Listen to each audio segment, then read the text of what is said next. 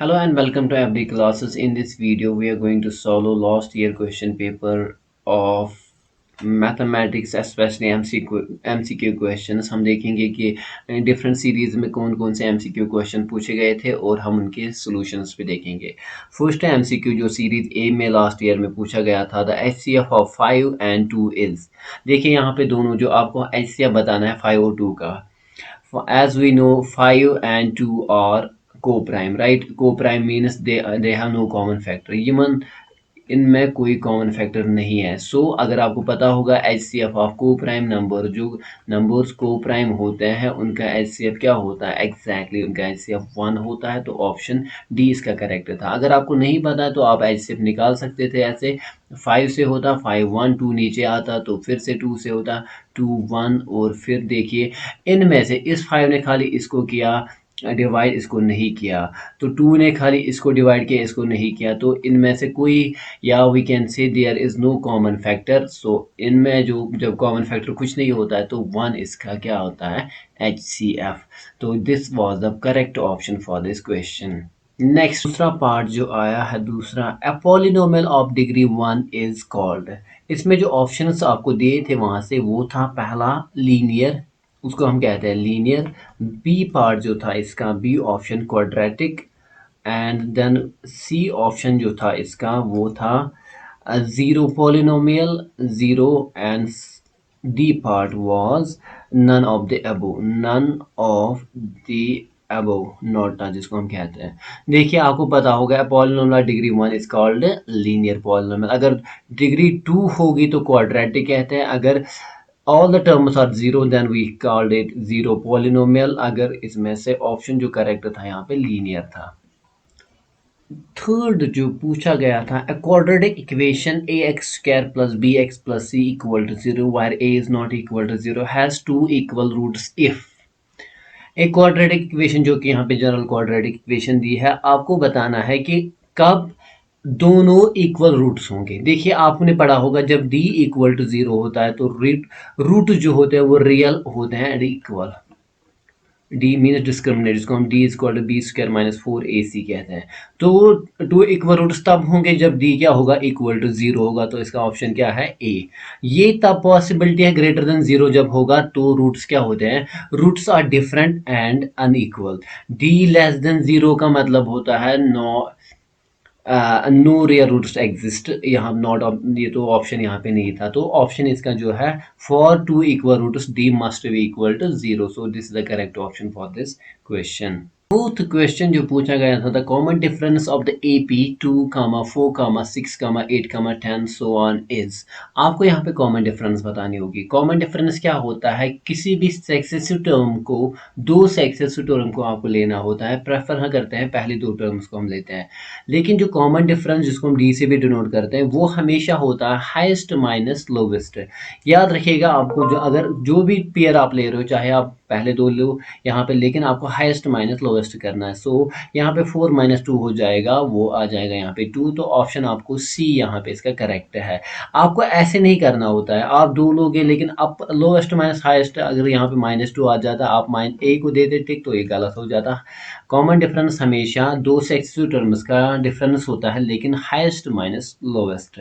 So option B, option C is correct for this question. ये fourth part जो पूछा गया है, the distance of the point x1, a of x1, y1 from the origin is.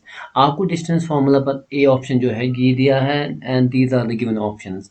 Distance formula आपको पता होगी, distance जो D होती है वो होता है under root of x2 minus x1 square plus y2 minus y1 square.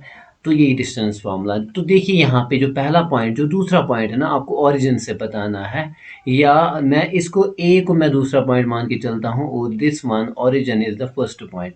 सो आपको पुट वैल्यू करना है, आपको देखना है x1 - 0 हो जाएगा स्क्वायर, तो y1 - 0 हो जाएगा स्क्वायर। तो जब मैं इसको सॉल्व कर रहा हूँ, क्योंकि x1 - 0 is x1 again, so x1 का स्क्वायर प्लस बीच में है तो y1 का square. It means which option, option A इसका करेक्ट आंसर है। नाउ सिक्स्थ पार्ट जो है, सिक्स्थ क्वेश्चन जो पूछा, a line which cuts the circle at one point is called chord, tangent, secant none of the above. देखिए एक एक circle होता है हमारे पास, आपको मैं सारी चीज़ें बताता चलूँ। अगर लाइन एक जगह टच की, इसने इंटरसेक्ट किया कट किया एक जगह, तो उसको हम टेंजेंट कहते हैं, जो कि यहाँ पे ऑप्शन बी है। अगर लाइन, ये लाइन होती है, याद रखिएगा टेंजेंट इज अ लाइन। अगर ऐसे कोई लाइन दो जगह इंटरसेक्ट करेगी, remember it is a line, हाँ, लाइन अगर दो जगह इंटरसेक्ट करेगी, दो जगह कट करेगी, तो उसको सीकेंड कहते हैं। लेकिन अगर एक लाइन लाइन सेगमेंट सर्कल के इनसाइड में होगी और दो जगह टच करेगी, उसको हम कहते हैं cord. Chord is nothing but the line segment which intersects the circle at two points. And remember this thing, largest जो chord होता है वो diameter होता है circle का। So वहाँ पे भी largest chord of a circle is diameter। तो ये चीज़ें आपको याद हो। लेकिन एक जगह टच करने को यहाँ पे जो पर्टिकुलर क्वेश्चन पूछा गया था, इसका ऑप्शन बी करेक्ट है। सेवंथ पार्ट जो है वो है the circumference of a circle with radius R is, obviously it is nothing but 2 pi R is the circumference. If we talk about the area जो होता है वो होता है पाई आर स्क्वायर। तो एरिया के लिए ये था, ये एरिया है, ये इसका सर्कमफ्रेंस है। तो option C is the correct for this. Eighth जो इसका है वो है which of the following can not be the probability of an event. इनमें से कौन प्रोबेबिलिटी ऑफ इवेंट नहीं हो सकता है। सो फर्स्ट ऑप्शन देखते हैं। अगर आपको याद होगा प्रोबेबिलिटी पे इवेंट जो कंडीशन होती है वो 0 से स्टार्ट होके कहाँ तक चला जाता है, 1 तक। या अगर परसेंटेज 0% से लेके ये कहाँ तक आ जाता है, 100% तक ये चला जा सकता है। सो 25 जो 15% जो है करेक्ट आंसर है। अब देखिए कंडीशन है कि 1 से बड़ा नहीं होना चाहिए या 0 से छोटा नहीं होना चाहिए। 0 से छोटा मतलब नेगेटिव, यहाँ पे कोई ऑप्शन नेगेटिव नहीं है। या ये कंप्लीट 0 पॉइंट, यहाँ पे .2 है, ये करेक्ट है क्योंकि नीचे 0.2 is greater than 0 and less than 1। So ये भी करेक्ट है। 3/2 और 2/3, remember these are the fraction options, right. 2/3 और 3/2। अगर मैं इनको पॉइंट्स में कैलसी से आप कन्वर्ट करेंगे, this will be 1.5 and this will be something 0.75, I suppose like this, something like this, it will be between, ये क्या 0 और 1 के बीच में आएगा और ये 1 से बड़ा है। So option this is incorrect, ये प्रोबेबिलिटी नहीं हो सकती है। और याद रखिएगा जब भी आपके पास फ्रैक्शन होगा 2/3 या कोई भी फ्रैक्शन होगा, आपको अगर नीचे बड़ा होगा ऊपर छोटा होगा तो ये लेस देन 1 होता है। अगर ऊपर बड़ा होगा और नीचे छोटा होगा तो ये ग्रेटर देन 1 होता है। सो this is greater then 1 option. So this is the correct option for this question.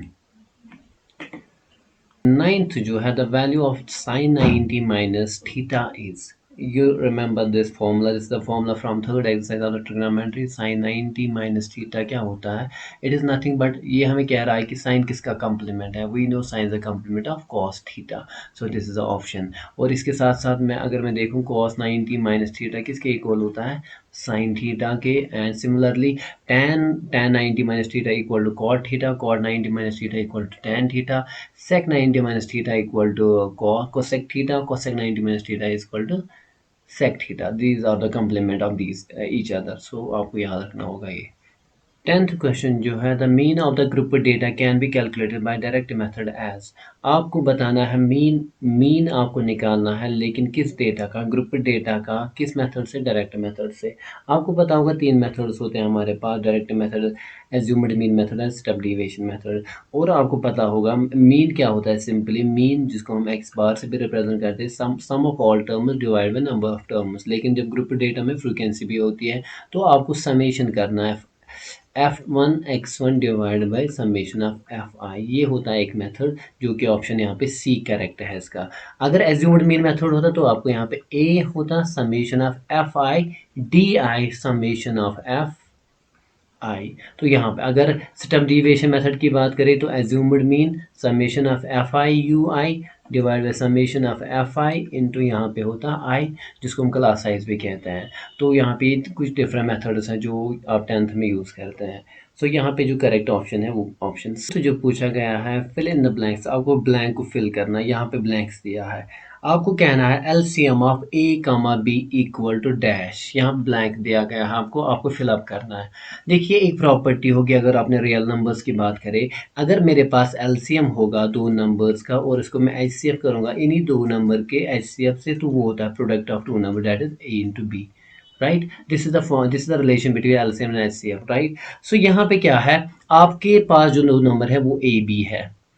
अब देखिए क्या है असल में क्वेश्चन, अगर मैं यहाँ से इसको LCM into H C F of A and B, वो होता है ए इंटू बी। अब लेकिन देखिए यहाँ पे जो डैश दिया गया ना, यहाँ पे एलसीएम रखा गया, इसको यहीं पे रखना है। तो यहाँ से आपको क्या लिखना है, ये जो एच सी एफ डिवाइड में चला जाएगा एच सी एफ।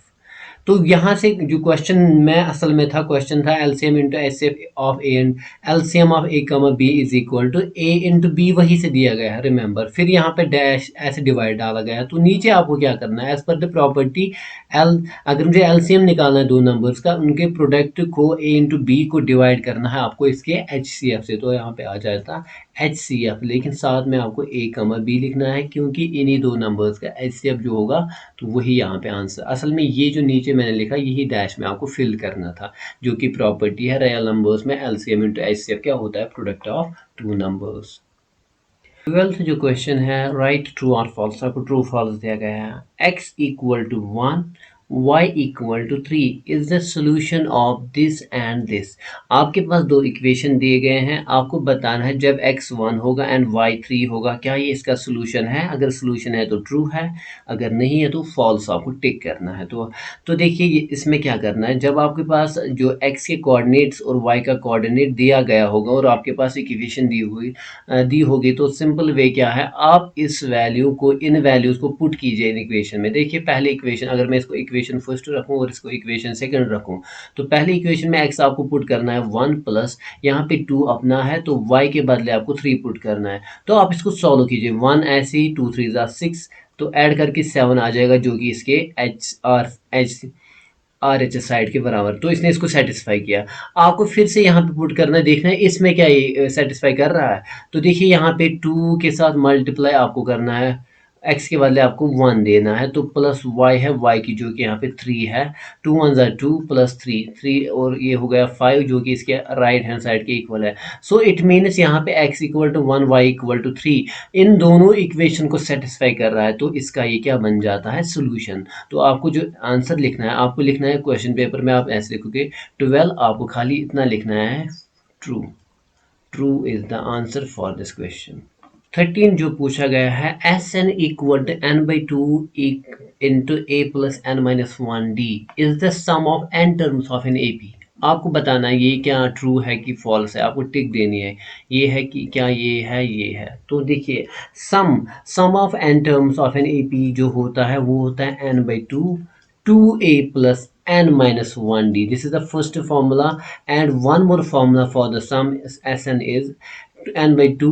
तो यहाँ पे a plus l होता है, या जिसको हम a n भी कहते हैं। तो ये दो फॉर्मूलाज है, एंड यहाँ पे अगर मैं इस पर्टिकुलर क्वेश्चन की बात करूँगी, यहाँ पे 2 होना चाहिए, जो कि यहाँ पे नहीं है। तो a खाली नहीं होना चाहिए, 2a। तो इसका जो आप आंसर लिखोगे, आप लिखोगे 13 को, जो ये फॉल्स है, ये ऐसा नहीं होता है। नेक्स्ट क्वेश्चन जो पूछा गया है, sine theta equal to cos theta for all values of theta, true false. फिर से ट्रू फॉल्स में क्वेश्चन पूछा गया है कि आपको बताना है साइन थीटा जो होता है वो कॉस थीटा के इक्वल होता है हर एक वैल्यू के थीटा के। लेकिन ये गलत है, खाली एक जगह पे होता है, जब आपके पास जो थीटा होता है 45 डिग्री पे, साइन जो हो 45 डिग्री होता है 1/2 होता है, एंड सिमिलरली वहीं पे कॉस 45 भी क्या होता है, यही वैल्यू होता है। जो रेस्ट ऑफ द थीटा के वैल्यूज होते हैं वहाँ पे डिफरेंट होता है। तो ये कहना है कि ये हर जगह पे ट्रू है, ये फॉल्स है। हाँ, एक जगह पे ये ट्रू है, वो है 45 पे, बाकी किसी भी थीटा के वैल्यू पे ट्रू नहीं है। तो आपको इसका आंसर जो लिखना है, आंसर इज फॉल्स। ठीक है। देखिए नेक्स्ट जो है 15, all dash triangles are similar. आपको पता होगा कि हम ट्रायंगल, सिमिलर ट्रायंगल से ये क्वेश्चन पूछा गया है कि हर एक जो ट्रायंगल सिमिलर हो, हाँ किस टाइप का के ट्रायंगल्स आपस में सिमिलर होते हैं। देखिए सिमिलर वो शेप्स होते हैं जिनका शेप सेम होता है, व्हेयरएज कॉन्ग्रुएंट और दो shapes which have size as well as shape equal.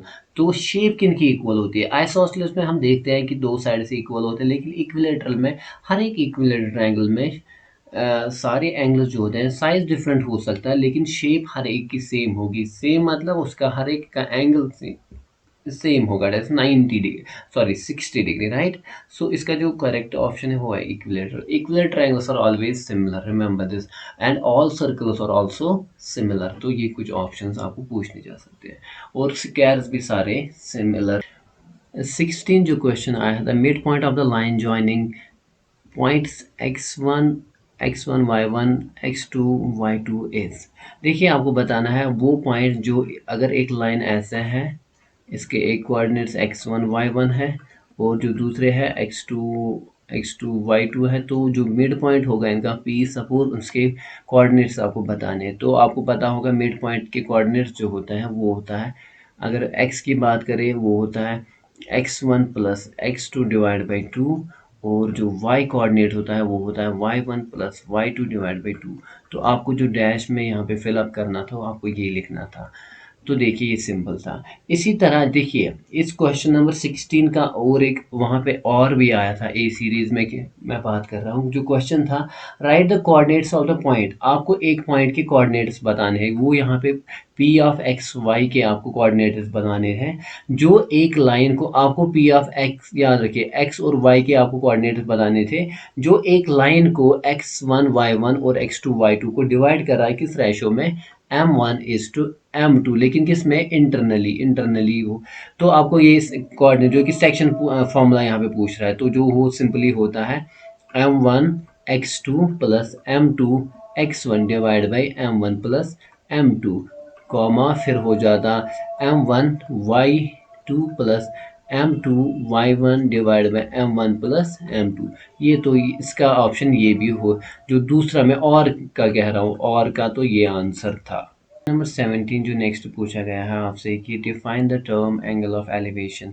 देखिए आपको एंगल ऑफ एलिवेशन की को डिफाइन करना वो क्या होता है, आप प्रेफर करेंगे फॉर्म वही डेफिनेशन जो आपके बुक में है। सो बेसिकली क्या होता है एंगल ऑफ एलिवेशन, देखिए हॉरिजॉन्टल लाइन में रेफरेंस लाइन मान के चलता हूँ, आप यहाँ पे कोई देख रहे हैं, इस लाइन से आपकी आंखें लाइन आईज कितना ये एंगल ऊपर की ओर देख रही है, इसको हम एंगल ऑफ एलिवेशन कहते हैं। अगर ऊपर की लाइन से आप नीचे देख रहे हो, इसको एंगल ऑफ डिप्रेशन कहते हैं। तो एंगल ऑफ एलिवेशन की डेफिनेशन एक जो है, द एंगल, मैं ऐसे ही बताऊंगा, I am not going to write it here, the angle formed by the line of sight, वो एंगल जो आपकी लाइन ऑफ साइट बना रही है, एंड द हॉरिजॉन्टल प्लेन, और जो ये हॉरिजॉन्टल प्लेन में कह रहा हूँ, for an object above the horizontal, उस ऑब्जेक्ट के लिए जो इससे अबव में होगा। सो मैं let me right the definition, the angle formed by the line of sight and the horizontal plane of an object above the horizontal line। तो यही क्या है इसकी डेफिनेशन, जो आपको क्वेश्चन नंबर 17। देखिए 18 is one of the simplest equation, state Pythagoras theorem. आपको पता होगा पाइथागोरस थ्योरम, आप लिख सकते हैं Pythagoras theorem stated that in right angle triangle, right angle triangle में होता है the hypotenuse is the square of the hypotenuse is equal to the sum of other two side square, that is H square, hypotenuse square is equal to base square plus perpendicular square. This is the statement जो आपको यहाँ पे लिखना है। आप खाली इतना भी लिख सकते हैं, पूरे अच्छे से लिखिए, that is sufficient for this question, because एक मार्क्स क्वेश्चन है। नेक्स्ट 19th क्वेश्चन जो है, if probability of event A is equal to 0.7, यहाँ पे ये 0.7 भी आप कंसिडर कर सकते हैं, लेकिन जो दिया था वो 0.7 दिया था। Find probability of not a.